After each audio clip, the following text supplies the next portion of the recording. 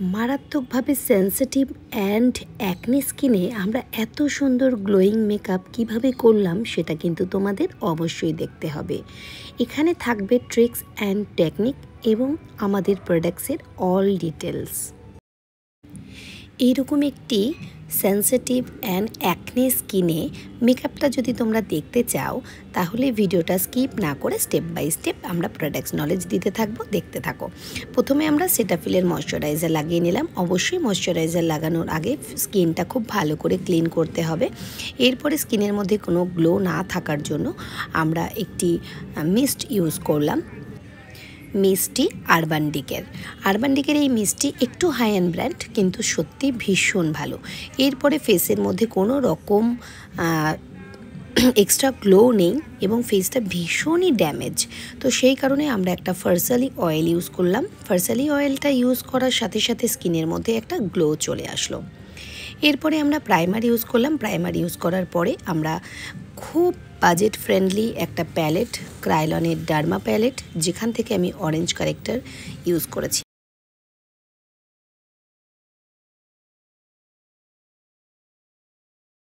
আমার নাম্বারটা D32 apply করার পরে আমি এরপর D5 অ্যাপ্লাই করছি ফুল ফেসে এবং সেটাও ফিঙ্গার দিয়ে। NC45 এর সাথে 25 মিক্সড করলাম।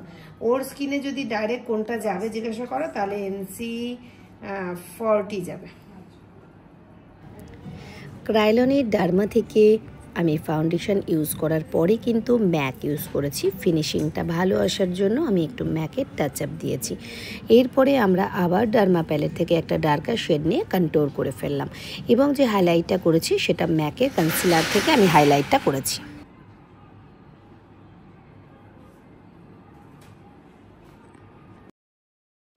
এরপরে আমি ক্রাইলনের পাউডার দিয়েই ফুল ফেসে ড্যাব ড্যাব করে পাউডার সেট করেছি। তোমাদের অনেকের প্রবলেম থাকে যে পাউডার সেট করার পরেই নোজের সামনেটা কেকি হয়ে যাচ্ছে, যেটা আমাদের স্টুডেন্টদের এই প্রবলেমটা হয়েছে, সেটা আজকে তারা জানালো।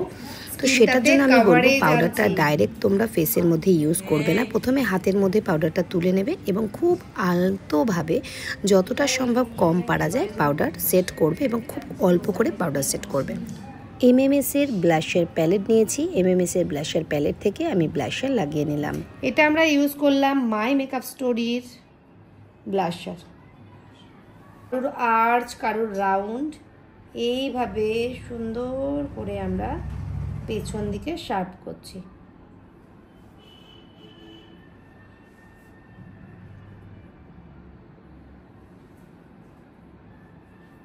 এই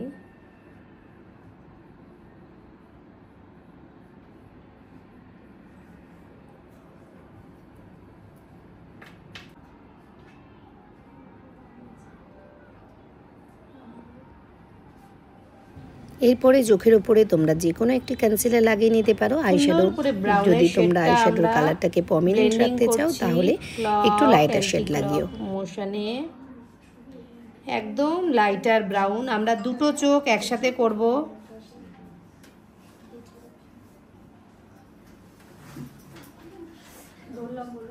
আমি একটু লাইটার ব্রাউন দিয়েছিলাম, এবার একটু ডার্কার শেড ভি শেপে আমি এই ক্রিজ লাইন ধরে ডার্কার শেড দিচ্ছি।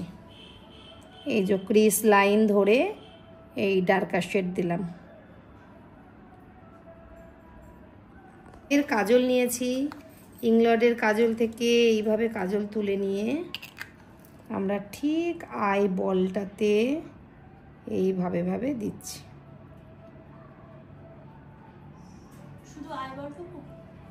শুধু আইবল। এটা কি মানে চোখে লাগানো? নিয়েছি ব্রাউন নিয়ে আমরা বলের চারপাশ সুন্দর করে ব্লেন্ড করছি।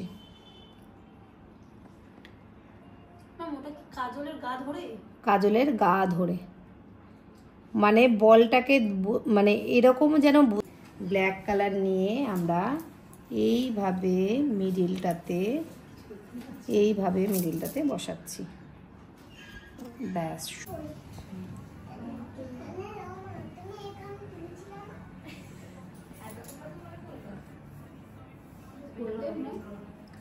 ইয়েলো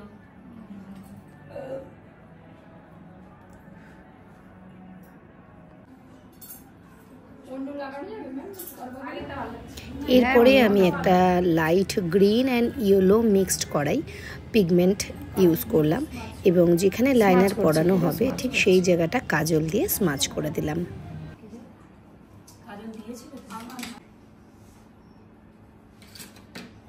ম্যাকের হাইলাইটার ইউজ করলাম। যদি শেড জিজ্ঞাসা করো তাহলে ম্যাকে তোমরা ও ডার্লিং দিতে পারো, সফট অ্যান্ড জেন্টলিও দিতে পারো। এরপরে আমি পিএসসির মাইক্রোফিনিশ ফিক্সার ইউজ করলাম। ফুল লুকস আমার ডান। কেমন লাগছে তোমরা অবশ্যই জানিও।